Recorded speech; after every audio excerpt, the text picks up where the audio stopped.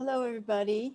It's Mary O'Sullivan again, and I'm going to read to you today a little bit from chapter 21 of The Leader You Don't Want to Be. And this one is about how values help overcome the generational crisis. And I always like to start with a quote. This one is from Adlai Stevenson.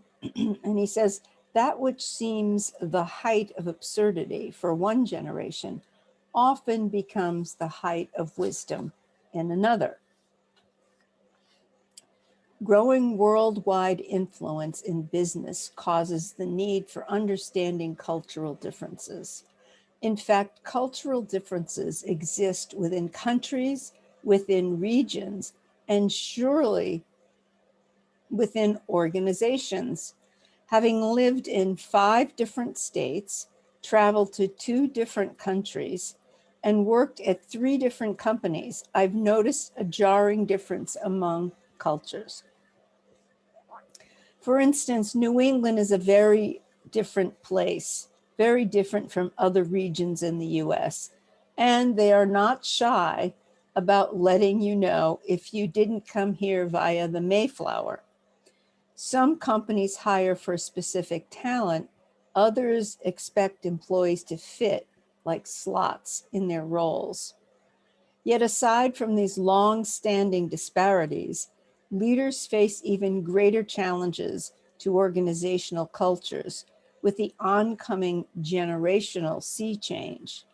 And in America, we're facing a generational crisis. So I'm going to talk a little bit about out with the old and in with the younger.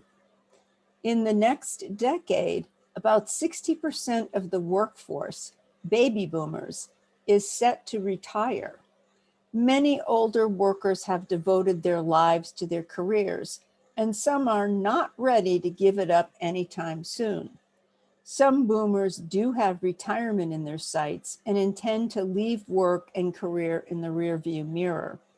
Because this generation has dominated workplaces for so long, the loss of technical skills and industry knowledge could create a talent void organizations will struggle to fill. Industry leaders know they have to prepare for the eventual turnover in generations to ensure the future of precious intellectual capital.